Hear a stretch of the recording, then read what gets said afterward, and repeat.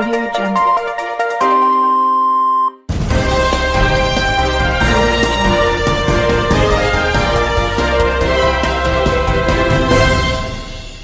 నమస్కారం RK communication city news కి స్వాగతం.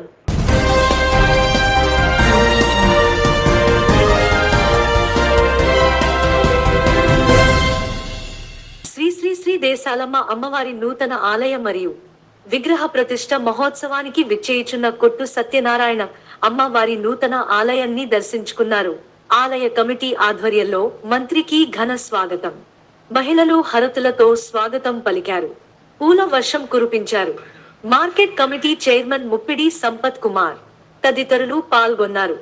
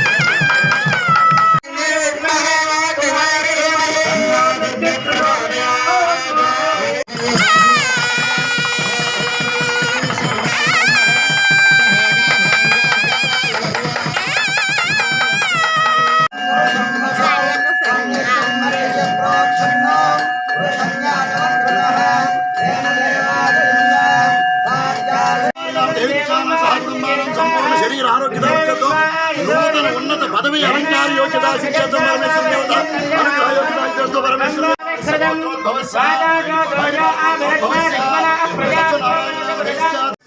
దేశాలమ్మ అమ్మవారి ఆలయం అత్యద్భుతంగా కన్నుల పండుగగా ఈ గ్రామ ప్రజలందరూ కోరిక తీరేలాగా ఎప్పటి నుంచో కళ ఇక్కడ దేశాలమ్మ అమ్మవారికి ఒక మంచి ఆలయం కట్టుకోవాలని 100 సంవత్సరాల కళ. ఇవాళ ఆ కళ ఎంత కన్నుల వైభవంగా ఆలయాన్ని అమ్మవారు మరి నిర్మించే అవకాశం ఇచ్చారో అమ్మవారిని చూస్తే 2 కళ్ళు సరిపోవట్లేదు. అంత కళకళలాడుతూ చూసిన వెంటనే ఆశీర్వాదం ఇచ్చేలాగా అమ్మవారు దర్శనం ఇచ్చారు. అమ్మవారికి అందరూ కూడా మనం రుణపడి ఉండాలి. అమ్మవారి ఆశీస్సులు అందరూ కూడా అందుకోవాలి. గ్రామ ప్రజలు కూడా అమ్మవారి మీద విశేషమైన భక్తి శ్రద్ధలతోటి మరి వాళ్ళ ఈ కార్యక్రమాన్ని పూర్తి చేసుకున్న తర్వాత ఎంత మరి నవగ్రహ మండపాలన్నీ కూడా ఏర్పాటు చేసుకుని మరి అన్ని రకాలుగా కూడా హోమాదులు అన్ని పూర్తి శాస్త్రోక్తంగా పూర్తి చేసుకుని అమ్మవారిని వాళ్ళు ప్రతిష్ఠ చేసుకోవడం జరిగింది. ఈ ప్రతిష్ట కార్యక్రమం ఎంతో విజయవంతమైనట్టుగా అమ్మ ప్రతి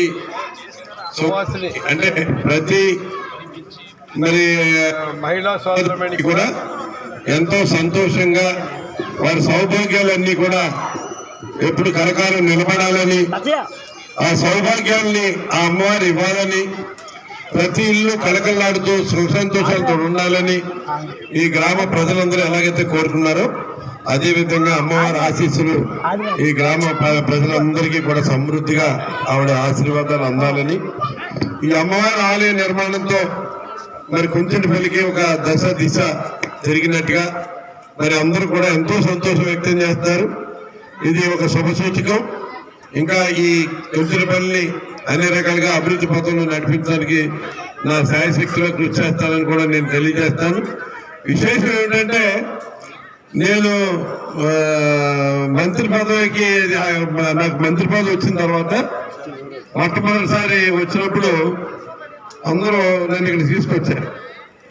ఈ ప్రాంతం చూస్తుంటే నాకు ఇక్కడ దేవాలయం కడతాను అంటున్నారు. అంటే ఇక్కడ అమ్మవారు ఇక్కడే ఉన్నారు ఇంతకు ముందు కూడా.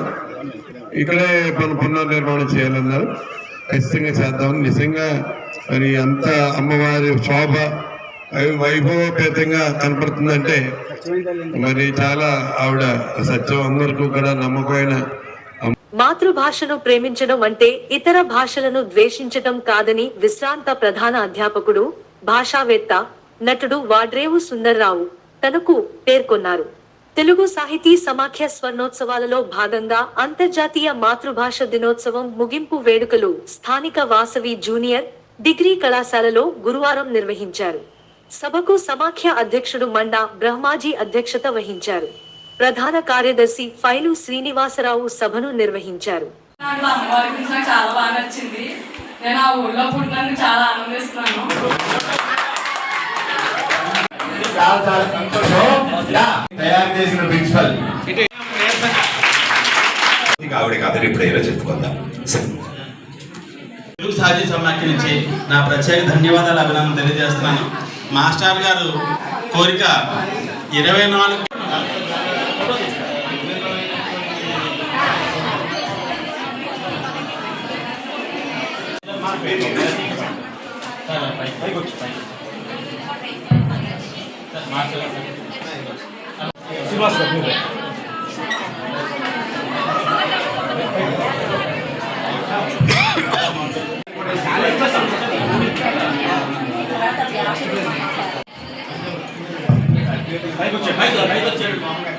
ఫోటో చూపించాలి.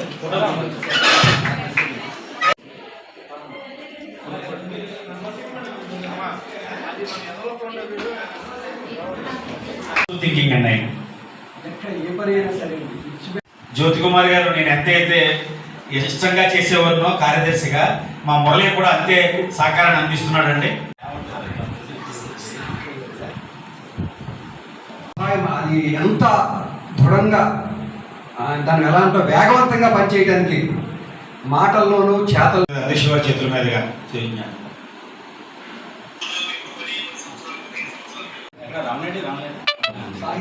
ఒకసారి రామారావు గారి పేరు రండి. ఒకసారి దాదాపు పట్టణంలో 1972 గాంధీ జయంతి నాడు ఈ తెలుగు సాహితీ సమాఖ్య ఆవిర్భవించింది. 50 ఏళ్ళు పూర్తి చేసుకుని 52లో అడుగుపెట్టింది. ఈ సందర్భంగా స్వర్ణోత్సవాల కార్యక్రమాలు దాదాపు ఏడాది పాటు నిర్వహించాలని నిర్ణయించాం. మరి అంతర్జాతీయ మాతృభాషా దినోత్సవ వేడుకలు పురస్కరించుకొని గత 3 రోజులుగా కార్యక్రమాలు దేదీప్యమానంగా నిర్వహించాం.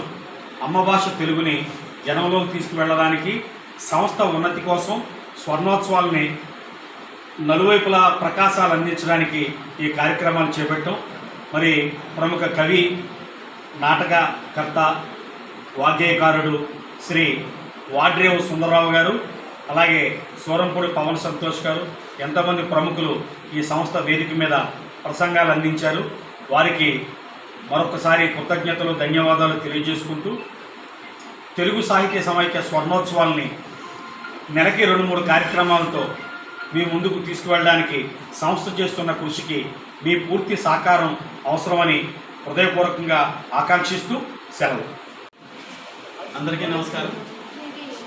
తెలుగు సాహితీ సమాఖ్య తాడేపల్లి ఆధ్వర్యంలో నిన్నటి రోజు 21వ తారీఖుని అంతర్జాతీయ మాతృభాషా దినోత్సవం సందర్భంగా 2021-22 3 రోజుల్లో తెలుగు వెలుగు కార్యక్రమం మీద వక్తలు తీసుకొచ్చి వివిధ కళాశాల, పాఠశాలలో కార్యక్రమాలు నిర్వహించడం జరిగింది. ఈ కార్యక్రమంలో అనేక మంది విద్యార్థులు పాల్గొని తెలుగుపై మరింత అవగాహన పెంచుకోవడానికి వక్తల కృషి అభినందనీయం. ఈ సందర్భంగా మా ప్రధాన కార్యదర్శి శ్రీ శ్రీనివాస అనాథ పిల్లలు, వృద్ధులను ఆదుకునేందుకు తమ సంస్థను ఏర్పాటు చేసినట్లు వల్లి మోహన్ యువజన సేవా సమితి గౌరవ అధ్యక్షులు ఉండ్రాజవరపు భాస్కరరావు అధ్యక్షుడు పఠాన్ వలీ తెలిపారు. గురువారం తాడేపల్లిగూడెం మండలం వల్లి మోహన్ యువజన సేవా సమితి కార్యాలయాన్ని ప్రారంభించారు.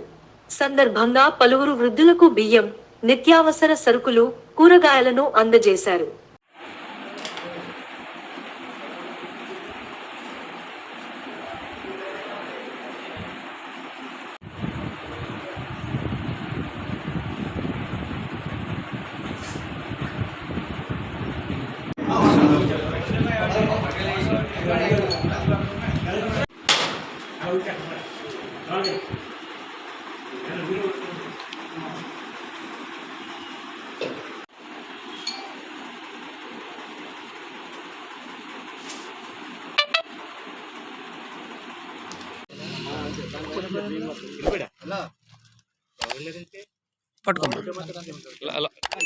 ఎలా చూడమ్మా తర్వాత వాళ్ళిద్దరిని కూడా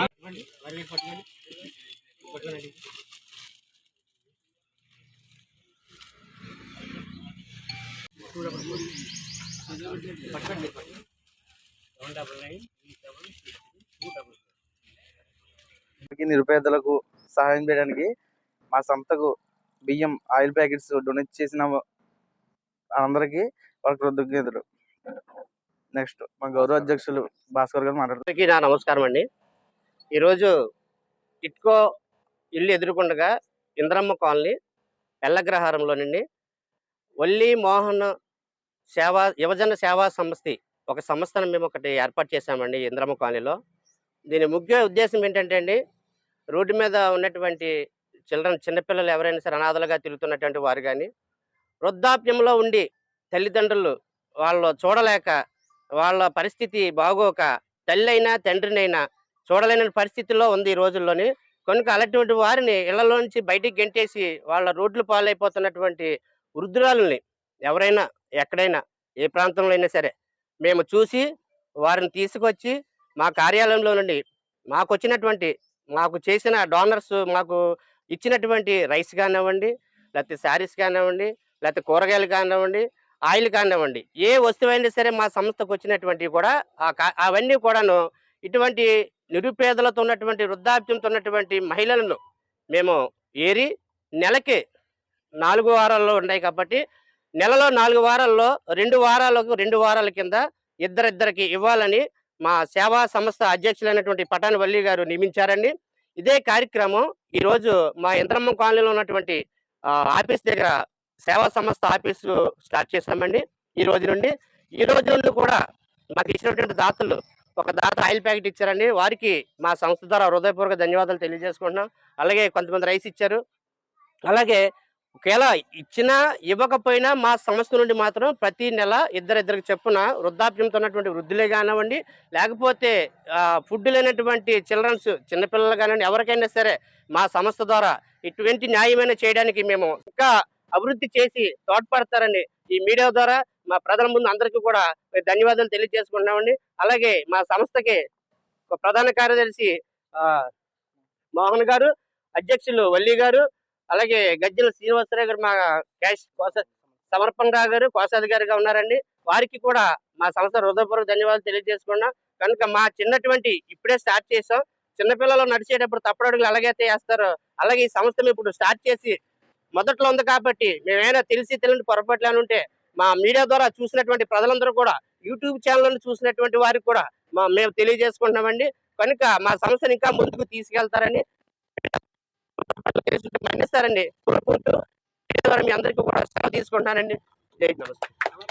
రాష్ట్ర వ్యాప్త పర్యటనలో భాగంగా శుక్రవారం ఎంఆర్పీఎస్ వ్యవస్థాపక అధ్యక్షుడు మందకృష్ణ మాదిగ తాడేపల్లిగూడెం వస్తున్నారని, ఆయన పర్యటనను విజయవంతం చేయాలని ఎంఆర్పీఎస్ నాయకుడు చెప్పులు వాసు అధికార ప్రతినిధి కొల్లి రాజశేఖర్ పిలుపునిచ్చారు.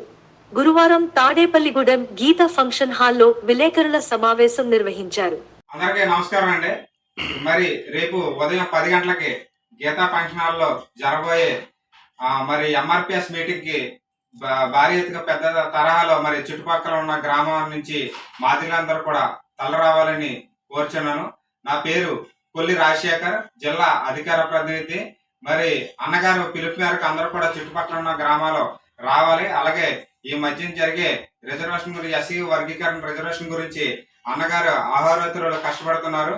మరి ఆయన ఈ తాడేపేడు ఇచ్చేసిన సందర్భంగా మీరందరూ కూడా మరి రేపు ఉదయం 10 గంటలకి మరి స్థానికంగా ఉన్న తాడేపల్లిలో గీతల ఫంక్షన్ హాల్కి భారీ ఎత్తున ఎంఆర్పిఎస్ కార్యకర్తలు, నాయకులు అందరూ కూడా రావాలని మరి ఈ పశ్చిమ గోదావరి జిల్లా మరి అధికార ప్రతినిధిగా నేను కోరుకుంటున్నాను. మాదిగ రిజర్వేషన్ పోరాట సమితి వ్యవస్థాపక అధ్యక్షులు మంజశ్రీ మందకృష్ణ మాదిగ గారు ఆంధ్రప్రదేశ్ రాష్ట్రంలో పర్యటనలో భాగంగా రేపు అనగా శుక్రవారం నాడు తాడేపల్లిగూడెంలోని గీతా ఫంక్షన్ ప్లాజ్కి ఇచ్చేస్తున్నారు. ఇటీవల కాలంలో సుప్రీంకోర్టులో ఎస్సీ వర్గీకరణకు సంబంధించి సుప్రీంకోర్టు చీఫ్ జస్టిస్ చంద్రచూడ్ గారి నేతృత్వంలో 7 సభ్యుల ధర్మాసనం సుదీర్ఘ వాదనలు ఎస్సీ వర్గీకరణ అంశంపై వినడం జరిగింది. తదుపరి ఆ వాదనలు ఉన్న తర్వాత తీర్పును రిజర్వ్ చేయడం జరిగింది. ఈ నేపథ్యంలో ఆ సుప్రీంకోర్టులో ఏ అయితే వాదనలు జరిగాయో దానికి సంబంధించి ఇతర విషయాలను కూడా మాదిగ జాతితోటి ఉపకులాలతో కూడా సమీక్షించేందుకు, అలాగే త్వరలో రాబోయే ఎన్నికల్లో మాదిగలు రాజకీయంగా చైతన్యవంతులయ్యి ఓటు చైతన్యం కలిగించాలనే ఉద్దేశంతో ఈ ఆంధ్రప్రదేశ్ రాష్ట్రంలో ఆయన పర్యటన చేస్తున్నారు. ఆ పర్యటనలో భాగంగానే ఈ ఉమ్మడి జిల్లాకు సంబంధించిన సమావేశాన్ని తాడేపల్లిగూడెం పట్టణంలోని గీతా ఫంక్షన్ ప్లాజాలో నిర్వహించడం జరుగుతుంది. ఈ కార్యక్రమానికి ఉమ్మడి జిల్లా నుంచి మాదిగలు మరియు మాదిగ ఉపకులాలతో పాటు మహాజన సోషలిస్ట్ పార్టీ కార్యకర్తలు కూడా పెద్ద సంఖ్యలో హాజరవ్వాలని చెప్పేసి ఈ సందర్భంగా మేము పిలుపునిస్తున్నాం. అలాగే నా పేరు చెప్పుల వాసు, తాడేపల్లిగూడెం, అలాగే జిల్లా పశ్చిమ గోదావరి జిల్లా లాయర్స్ ఫెడరేషన్ జిల్లా కార్యదర్శిగా కూడా నేను పనిచేస్తున్నాను. అలాగే ఎంఆర్పిఎస్ అధికార ప్రతినిధిగా ఉన్న లంక కొల్లి రాజశేఖరు, అలాగే మిగతా అందరూ కూడా ఒక నిర్వహణ కమిటీగా ఏర్పడి ఈ కార్యక్రమాన్ని ముందుకు తీసుకెళ్లి విజయవంతం చేయడానికి కృషి చేస్తున్నాము. అందరూ గమనించి రేపు అనగా శుక్రవారం ఉదయం 10 గంటలకు పశ్చిమ గోదావరి జిల్లా నలుమూల నుంచి మాదిగలు మరియు ఉపకులాల వారందరూ కూడా తాడేపల్లిగూడెం రావాల్సి వచ్చి ఈ సమావేశాన్ని విజయవంతం చేయాలని కోరుతూ సెలవు తీసుకుంటున్నాం. జై మాదిగా, జై జై మాదిగా. తాడేపల్లిగూడెం మండలం అరగోలను గ్రామంలో శ్రీవల్లి దేవసేన సమేత సుబ్రహ్మణ్య స్వామి, గణపతి, అభయ ఆంజనేయ స్వామి వార్ల విగ్రహ ప్రతిష్ట మహోత్సవం కార్యక్రమం ఘనంగా జరిగింది. అనంతరం శాంతి కళ్యాణం జరిపించారు.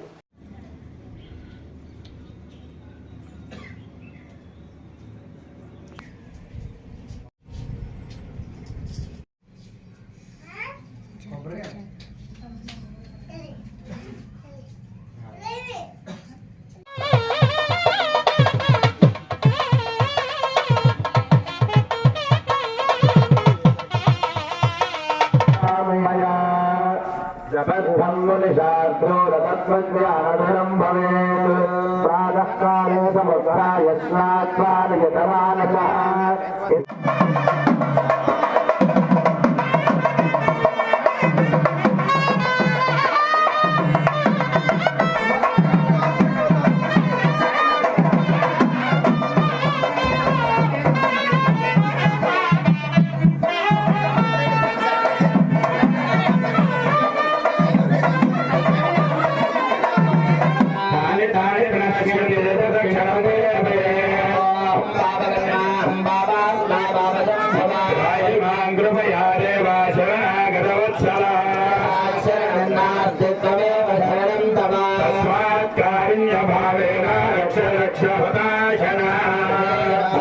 దేశ ప్రగతిలో పరిశోధన, అభివృద్ధి పాత్ర ఎంతో కీలకమన్నదని వ్యక్తిత్వ వికాస నిపుణుడు డాక్టర్ సురేష్ నాయక్ సూచించారు.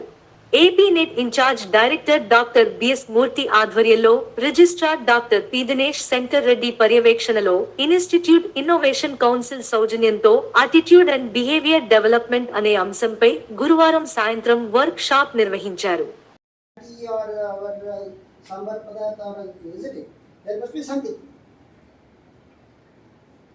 So, must be knowing in the marriage, they show Arundhati and Vasishtha Nakshatra. Why that was given?